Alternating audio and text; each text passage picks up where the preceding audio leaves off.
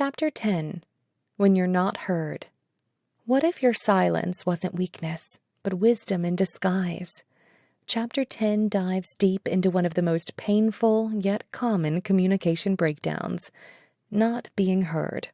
Not ignored, not shouted over, but unseen in your most honest, vulnerable moments.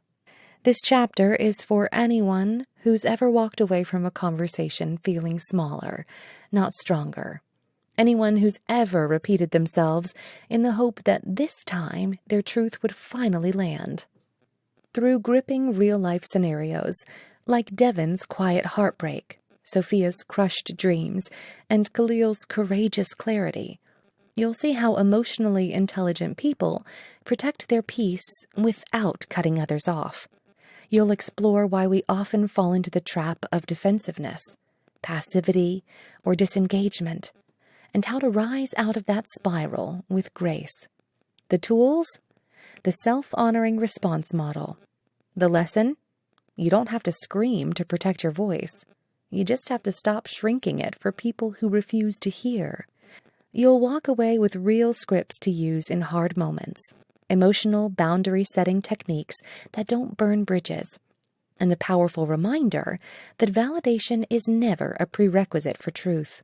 This chapter will help you answer one of the most pivotal questions in communication. How do I stay open without staying exposed?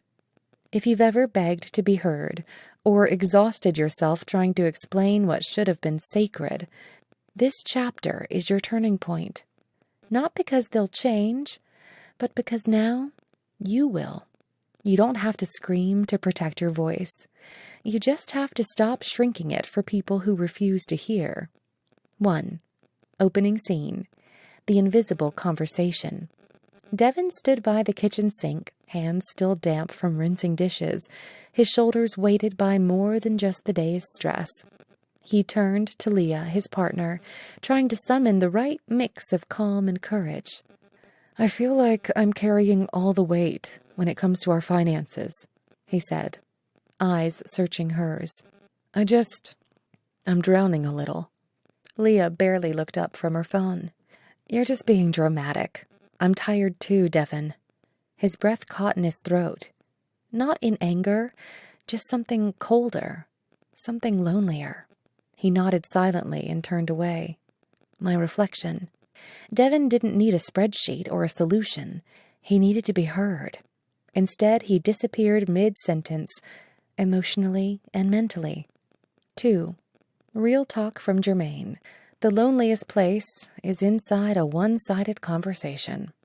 There is a unique kind of ache that comes not from being shouted at, but from being unheard. When you speak and your words bounce back like they hit a wall. When your vulnerability is met with logic, defensiveness, or worse, dismissal. It creates a slow erosion not of your voice, but of your value. Being unheard isn't about silence. It's about emotional absence. 3. Clarify. What not being heard really feels like.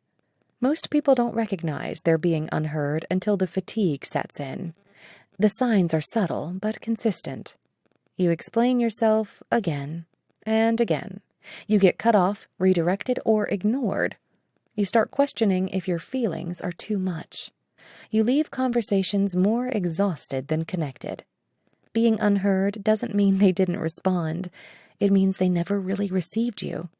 And that disconnection can feel more brutal than an argument. 4. Character case study. Sophia and her father, Robert.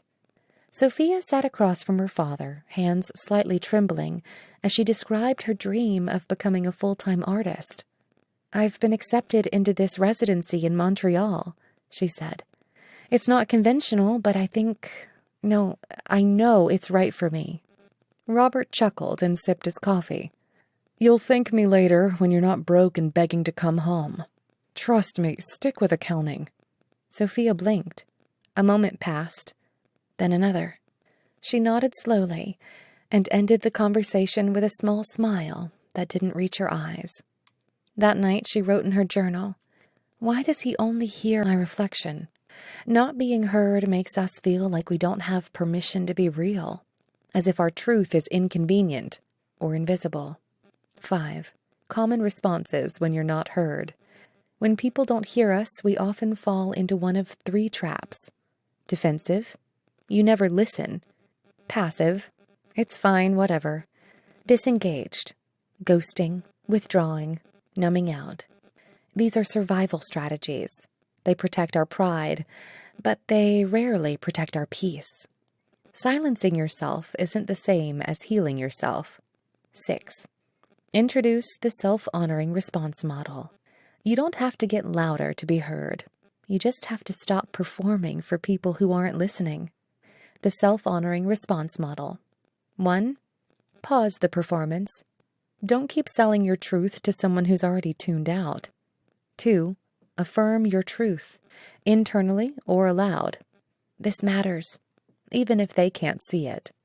3.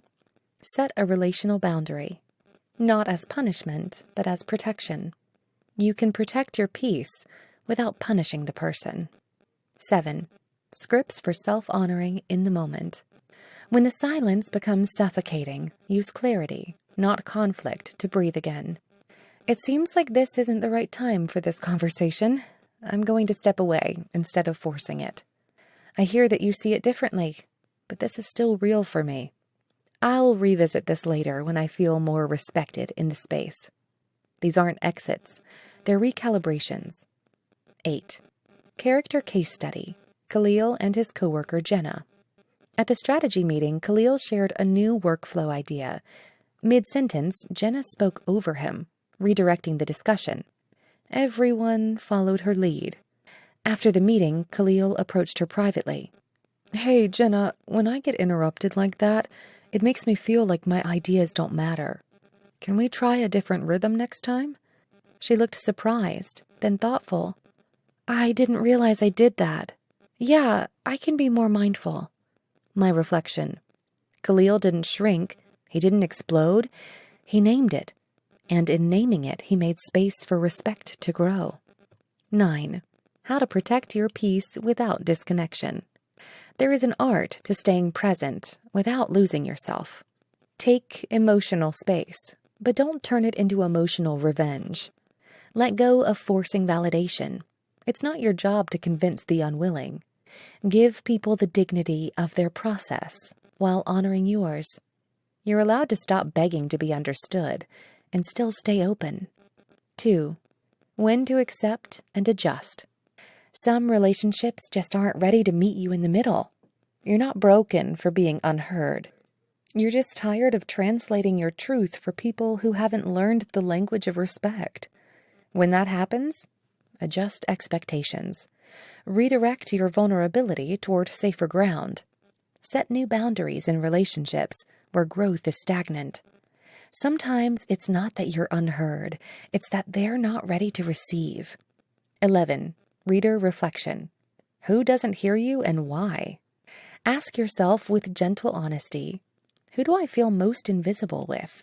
Am I speaking from a place of proving or of truth? What would peace look like if I stopped needing full agreement? This isn't about isolation. It's about illumination of where your energy is welcome and where it's wasted. 12. Closing hook. Your voice was never meant to be a test of their listening. You don't need their permission to be real. You don't need their applause to be valid. You don't need their agreement to feel whole. You don't have to whisper to keep the peace. You just have to speak like your voice matters, even when it echoes back empty. Because it does. And one day, it won't echo. It will land, it will resonate, and it will be heard by someone who's ready. 5. Common responses when you're not heard. When your voice keeps falling into a black hole, your nervous system flinches into survival mode. Most people respond in one of 3 predictable but unproductive ways. 1. Defensive. You never listen. You say it sharp, louder than you mean to. It's not about volume. It's about the desperation to be noticed. But what follows is rarely understood.